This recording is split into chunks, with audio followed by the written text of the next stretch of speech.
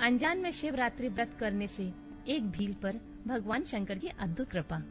ऋषियों ने पूछा, सूत जी, पूर्व काल में किसने इस उत्तम शिवरात्रि व्रत का पालन किया था, और अनजान में भी इस व्रत का पालन करके किसने कौन सा फल प्राप्त किया था? सूत जी ने कहा, ऋषियों, तुम सब लोग सुनो। मैं इस विषय में एक निषाद का प्राचीन इतिहास सुनाता हूँ, जो सब पापों का नाश करने वाला है। पहले की बात है, किसी वन में एक भील रहता था, जिसका नाम था गुरुदूह। उसका कुटुंब बड़ा था तथा वह बड़ा बलवान और क्रूर स्वभाव होने के कारण क्रूरतापूर्वक कर्म में तत्पर रहता था। वह प्रतिदिन वन में जाकर मृगों को मारता और वहीं रहकर नाना प्रकार की चोरियां करता था।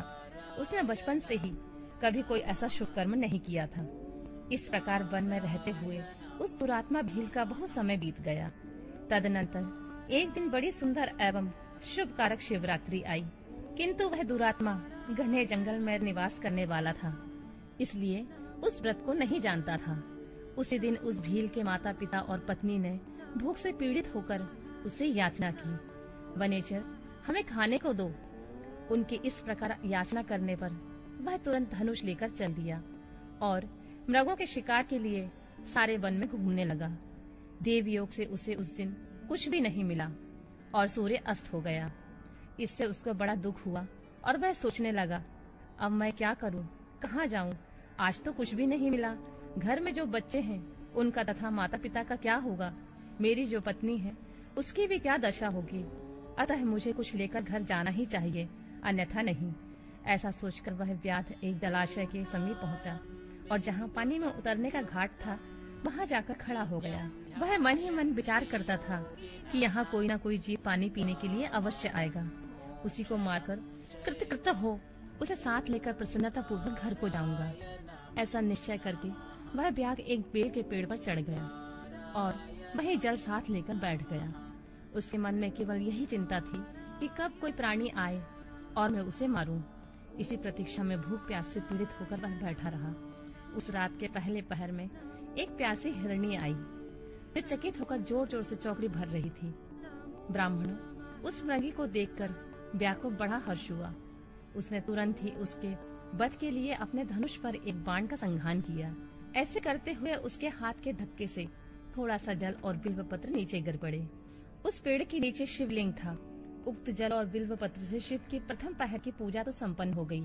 उस पूजा के महात्म से उस व्याघ्र का बहुत सा पातक तत्काल नष्ट हो गया। वहाँ होने वाली खड़खड़ाहट की आवाज को सुनकर हिरणी ने भय से ऊपर की ओर देखा। व्याघ्र को देखते ही वह व्याकुल हो गई और बोली, व्याघ्र, तुम क्या करना चाहते हो? मेरे सामने सच सच बताओ। हिरणी की बात सुनकर व्याघ्र ने कहा, आज मेरे कुटुंब के लोग भूखे हैं, अतः तुमको मारकर उनकी भूख मिटाऊंगा, उन्हें तृप्त करूंगा।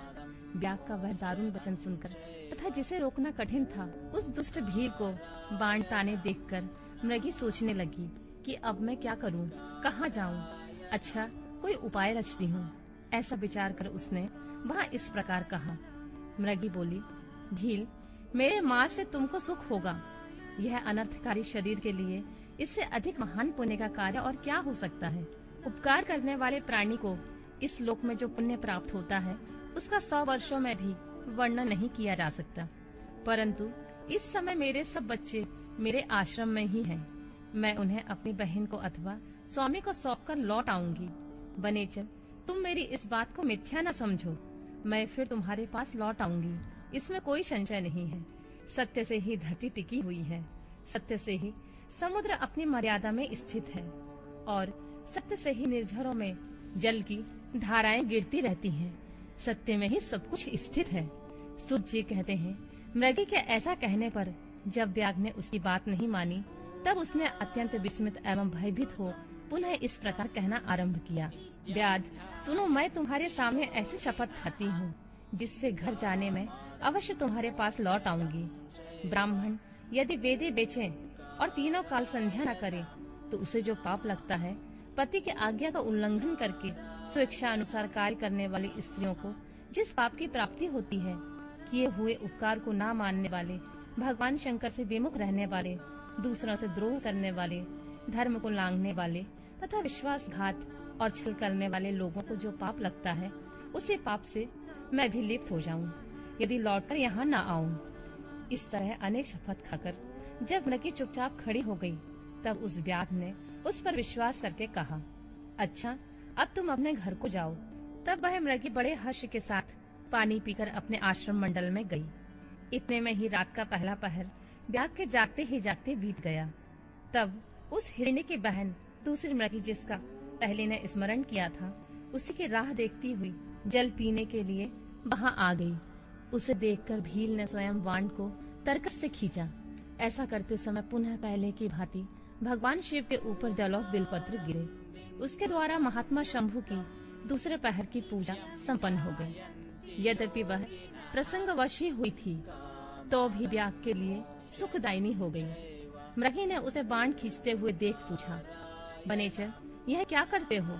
व्याघ ने पूर्ववत उत्तर दिया, मैं अपने भूखे कुटुंब को तृप्त करने के लिए तुझे मारूंगा। यह सुनकर वह मृगी बोली, व्याघ मेरी बात सुनो, मैं धन्य हूँ, मेरा देह धारण सफल हो गया, क्योंकि इस अनित्य शरीर के द्वारा उपकार होगा। परंतु मेरे छोटे छोटे बच्चे जो घर में हैं, अतः मैं एक बार जाकर उन्हें अपने स्वामी को सौंप दूं, फिर तुम्हारे पास लौट आऊंगी। व्याघ बोला, तुम्हारी बात पर मुझे विश्वास नहीं है, मैं तुझे मारूंगा इसमें संशय नहीं है। यह सुनकर वह हिरणी भगवान विष्णु की शपथ खाती हुई बोली, व्याध मैं जो कुछ कहती हूँ उसे सुनो। यदि मैं लौटकर न आऊं और अपना सारा पुण्य हार जाऊं, क्योंकि जो वचन देकर उसे पलट जाता है वह अपने पुण्य को हार जाता है। जो पुरुष अपनी विवाहित स्त्री को त्याग कर दूसरे के पास जाता है, वैदिक धर्म का उल्लंघन करके कपोल कल्पित धर्म पर चलता है, भगवान विष्णु का भक्त होकर शिव की निंदा करता है, माता पिता की निधन तिथि को श्राद्ध आदि न करके उसे सूना बिता देता है, तथा मन में संताप का अनुभव करके अपने दिए हुए वचन को पूरा करता है, ऐसे लोगों को जो पाप लगता है वही मुझे भी लगे, यदि मैं लौटकर न आऊं। सूत जी कहते हैं, उसके ऐसा कहने पर व्याध ने उस मृगी से कहा, जाओ। मृगी जल पीकर हर्षपूर्वक अपने आश्रम को गई। इतने में ही रात का दूसरा प्रहर भी व्याघ के जागते जागते बीत गया। इसी समय तीसरा प्रहर आरंभ हो जाने पर मृगी के लौटने में बहुत विलंब हुआ जान चकित हो व्याध उसकी खोज करने लगा। इतने में ही उसने जल के मार्ग में एक हिरण को देखा। वह बड़ा हष्ट-पुष्ट था। उसे देखकर बनेचर को बड़ा हर्ष हुआ और वह धनुष पर बाण रखकर उसे मार डालने के लिए उद्यत हुआ। ऐसा करते समय उसके प्रारब्धवश कुछ जल और बिल्वपत्र शिवलिंग पर गिरे। उससे उसके सौभाग्य से भगवान शिव के तीसरे